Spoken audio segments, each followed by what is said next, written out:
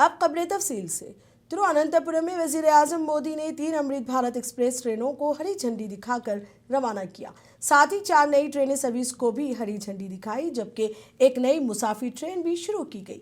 नई ट्रेनों में नागरसिविल, मंगलुरु, तिरुवनंतपुरम, तांबरम और तिरुवनंतपुरम चिल्लापल्ली अमृत भारत एक्सप्रेस शामिल है। वजीर आजम ने कहा कि इन मंसूबों से केरला में रेल राब्ते को मजबूती से मिलेगी और शोबे सयाहत को फायदा पहुंचेगा। इस मौके पर वजीर आजम मोदी ने पीएम स्वनिधि क्रेडिट कार्ड भी जारी किया और 1 लाख मुस्तफिदीन में पीएम स्वनिधि कर्ज तकसीम किए। इस तकरीब में केरला के वजीर आला पी विजयन भी मौजूद थे।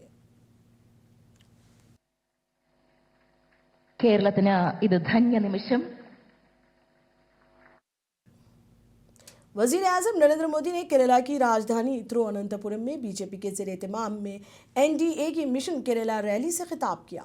उन्होंने रियासत में डबल इंजन हुकूमत की वकालत की, ताहम इस मौके पर किसी बड़े तरक्याती मंसूबे का ऐलान नहीं किया।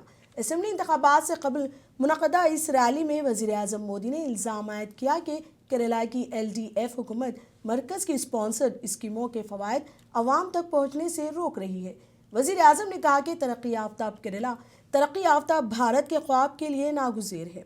उन्होंने इस बात पर एतमाद जाहिर किया कि रियासत में सियासी तब्दीली ज़रूर आएगी। इसी बीच पीएम मोदी का कहना था कि अगर बीजेपी केरला में हुकूमत बनाती है तो सबरीमाला सोने की चोरी की जांच की जाएगी और मुजरिमों को जेल भेज दिया जाएगा।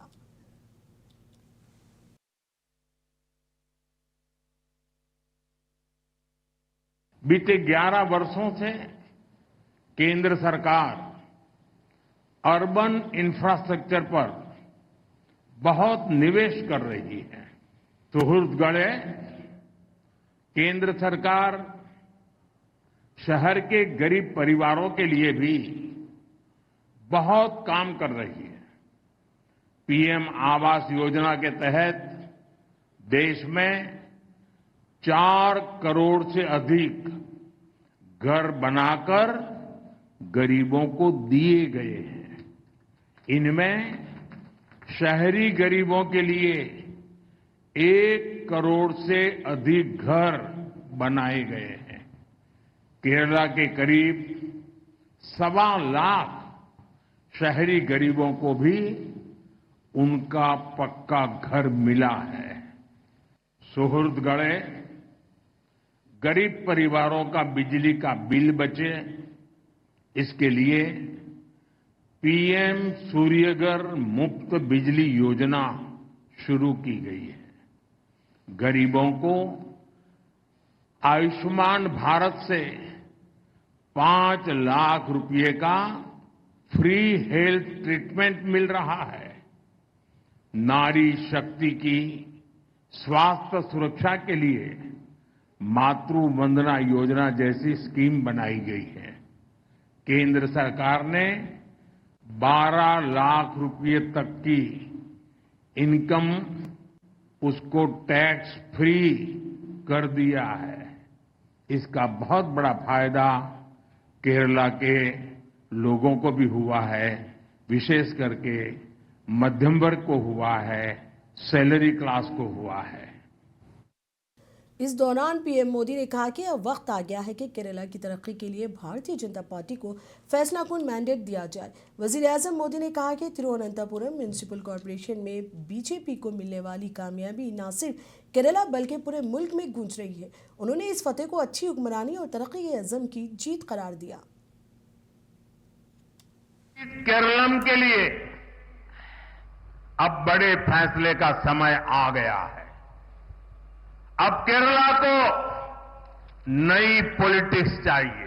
21st सेंचुरी के पहले 25 इयर्स तो चले गए, खत्म हो गए हैं।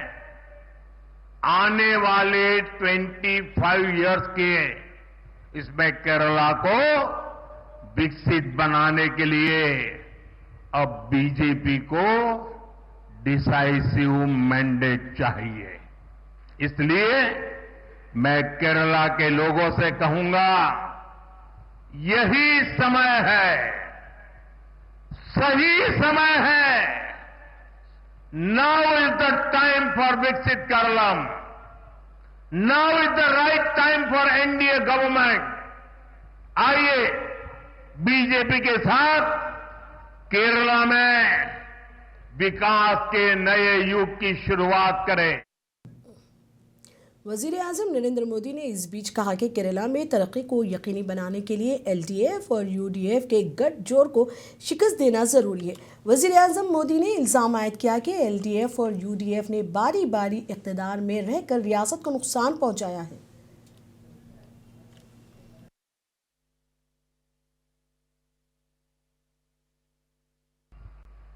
एलडीएफ और यूडीएफ उनके जो यहां इकोसिस्टम है, जिन्होंने आंखों पे पटरी बांध करके बैठे हुए हैं, मेरी बात सुन लीजिए और थोड़ा दिमाग खोल करके सोचिए। आप देखते हैं केरला में ज्यादातर 5 साल एलडीएफ फिर 5 साल यूडीएफ, 5 साल यानी वही आते जाते रहते हैं। आप मुझे बताइए ऐसा क्या हुआ कि त्रिपुरा में 30 साल से ये लेफ्ट वालों की सरकार चल रही थी और उसके बाद वहां की जनता ने तंग आकर के, थक करके बीजेपी को मौका दिया और आज दोबारा वहां बीजेपी की सरकार चल रही है और वहां एलडीएफ का नामो निशान नहीं बचा है, लेफ्ट का नामो निशान नहीं बचा।